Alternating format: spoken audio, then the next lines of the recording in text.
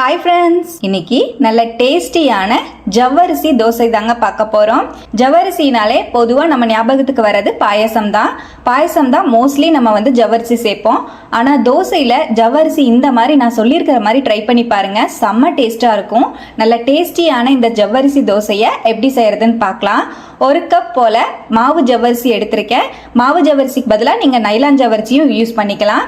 இப்போ இதை ஒரு டைம் நல்லா வாஷ் பண்ணிவிட்டு நான் எடுத்துகிட்டு வந்துடுறேன். ஜவ்வரிசியை நல்லா வாஷ் பண்ணிவிட்டு ஒரு கப் போல் தண்ணியில் நம்ம அப்படியே ஊற போட்டுருவோம். ஒரு மணி நேரம் ஊறிச்சுன்னா ஜவ்வரிசியெல்லாம் நல்லா பெருசாகி நல்லா ஊறி கிடைக்கும். இப்போ பாருங்கள், நான் வாஷ் பண்ணி எடுத்துகிட்டு வந்துட்டேன். இதில் ஒரு கப் போல் தண்ணி சேர்த்துக்கிறேன். தண்ணி சேர்த்துட்டு ஒரு மணி நேரம் போல் அப்படியே விட்டுருவோம். இப்போ பாருங்கள், ஒரு மணி நேரம் போல் ஜவ்வரிசியை நல்லா ஊற போட்டிருந்தேன். நல்லா ஜவ்வரிசியெல்லாம் பெருசாகி நல்லா ஊறி வந்திருக்கு. இப்போ இது இருக்கட்டும். இந்த ஜவ்வரிசியை நம்ம இட்லி மாவோ இல்லைன்னா தோசை மாவோ அதோட சேர்த்த போகிறோம். உங்ககிட்ட இட்லி மாவு இல்லைன்னா தோசை மாவு எது வேணாலும் யூஸ் பண்ணிக்கலாம். நான் ஒரு 2 கப் போல் தோசை மாவு எடுத்திருக்கேன். இப்போ அந்த தோசை மாவில் நம்ம தேவையான அளவுக்கு ஜவ்வரிசி சேர்த்துக்கலாம். நான் ஒரு 2 கரண்டி அளவுக்கு ஜவ்வரிசி நான் சேர்த்துக்கிறேன். உங்களுக்கு பார்த்தாலே தெரியும், தண்ணியை நல்லா வடிச்சிட்டு அதுக்கப்புறமா நம்ம ஜவ்வரிசியை மாவோட கலந்துக்கலாம். நான் ஒரு 2 கரண்டி அளவுக்கு ஜவ்வரிசி சேர்த்துருக்கேன். மீதி இருக்கிற ஜவ்வரிசியை நம்ம தேவைப்படும் போது நம்ம தோசை ஊற்றும் போது சேர்த்துக்கலாம். இப்போ இதோடவே ஒரு கேரட்டை நல்லா துருவி வச்சுருக்கேன், அதையும் சேர்த்துக்கிறேன். ஒரு பெரிய வெங்காயத்தை பொடி பொடியாக கட் பண்ணி வச்சுருக்கேங்க, அதையும் ஆட் பண்ணிக்கலாம். இதோடவே ஒரு பச்சை மிளகாய் நல்லா பொடியாக கட் பண்ணி வச்சுருக்கேன், அதையும் சேர்த்துக்கலாம். காரத்துக்கு தகுந்த மாதிரி நீங்கள் மிளகா ஆட் பண்ணிக்கோங்க. இதோடவே கொஞ்சமாக கருவேப்பிலை நல்லா கட் பண்ணி சேர்த்துக்கலாம். மல்லித்தலையையும் கட் பண்ணி ஆட் பண்ணிக்கலாம். குழந்தைங்களுக்கு கொடுக்கும்போது பீட்ரூட், கேரட் எல்லாமே சேர்த்து நீங்கள் துருவி சேர்த்து கொடுக்கும்போது ரொம்பவே டேஸ்ட்டாக இருக்கும். இப்போ எல்லாத்தையும் சேர்த்து நல்லா கலந்து விட்டுக்கலாம். எனக்கு தோசை மாவுலேயே உப்பு இருக்கிறனால நான் உப்பு சேர்த்துல. சப்போஸ் உங்களுக்கு உப்பு தேவைப்பட்டுச்சுன்னா ஒரு 1/2 டீஸ்பூன் போல் உப்பு சேர்த்துக்கோங்க. உப்பு சேர்த்துட்டு நல்லா இந்த மாதிரி ஃபுல்லாக மிக்ஸ் பண்ணி விட்டுருவோம். இட்லி மாவாக இருந்தால் இதே போல் இட்லியும் நீங்கள் போட்டு எடுக்கலாம், ரொம்பவே நல்லாயிருக்கும். மீதி இருக்கிற ஜவ்வரிசியை நான் எப்போ தோசை ஊற்ற போகிறேனோ அப்போ நான் சேர்த்துக்க போகிறேன். இது அப்படியே இருக்கட்டும். இப்போ நம்மளோட தோசை மாவு ரெடி ஆயிடுச்சு.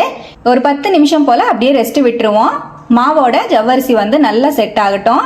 நம்ம ஜவ்வரிசி தோசைக்கு நல்லா ஆப்ட் ஆகிற மாதிரி சூப்பரான ஒரு வேர்க்கடலை சட்னி பார்த்துடலாங்க. அதுக்காக மண் சட்டியில் 1/2 கப் போல் வேர்க்கடலை சேர்த்துருக்கேன். வேர்க்கடலையை எண்ணெய் சேர்க்காம நல்லா ட்ரையாகவே நான் வறுத்து எடுத்துக்கிறேன். ஒரு 2 செகண்ட் போல் நல்லா ஹை ஃப்ளேமில் கடலையை நான் வறுத்துக்கிட்டேன். இப்போ வெளியே எடுத்துருவோம். இப்போ அதே சட்டியில் 1 டீஸ்பூன் போல் ஆயில் சேர்த்துக்கலாம். ஒரு பெரிய வெங்காயத்தை ஸ்லைஸ் பண்ணி வச்சுருக்கேன், அதையும் ஆட் பண்ணிக்கிறேங்க. வெங்காயத்தை சேர்த்து நல்லா வதக்கி விட்டுக்குவோம். வெங்காயத்தை சேர்த்து நல்லா வதக்கி விட்டுட்டேன். இதோடவே காரத்துக்காக ஒரு 5 வரமிளகா எடுத்திருக்கேங்க, அதையும் சேர்த்துக்கலாம். மிளகாயையும் சேர்த்து நல்லா வதக்கி விட்டுக்குவோம். மிளகாய் சேர்த்து நல்லா வதக்கி விட்டுட்டு இதோடவே 1/2 டீஸ்பூன் போல் ஜீரகம் சேர்த்துக்கலாம். ஜீரகத்தையும் சேர்த்து நல்லா வதக்கி விட்டுக்குவோம். இப்போ இதோடவே 12 பல்லு பூண்டு நான் சேர்த்துக்கிறேன். ஒரு 1/2 கட்டி பூண்டை உரித்து சேர்த்திங்கன்னா சரியாக இருக்கும். பூண்டையும் சேர்த்து நல்லா வதக்கி விட்டுட்டு ஒரு தக்காளி பழத்தை கட் பண்ணி வச்சுருக்கேன், அதையும் சேர்த்துக்கிறேன்.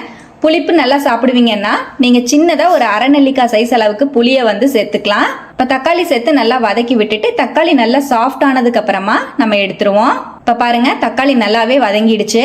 சூடு ஆறுனதுக்கு அப்புறமா மிக்சி ஜாருக்கு மாற்றிக்கலாம். இப்போ நான் மிக்சி ஜாருக்கு மாற்றிக்கிறேன். இதோடவே நம்ம வறுத்து வச்சிருக்கிற வேர்க்கடலையையும் ஆட் பண்ணிக்கலாம்.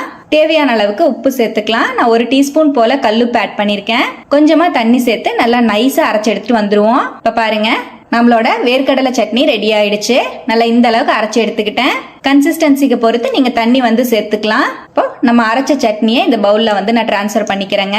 தேவையான அளவுக்கு தண்ணி சேர்த்துக்கலாம். நான் மிக்சி ஜார் அலசி ஒரு 1/4 கப் போல தண்ணி சேர்த்திருக்கேன். அவ்வளவுதான், நம்மளோட வேர்க்கடலை சட்னி ரெடி ஆயிடுச்சு. இதுக்கு ஒரு தாளிப்பு கொடுத்துருவோம்.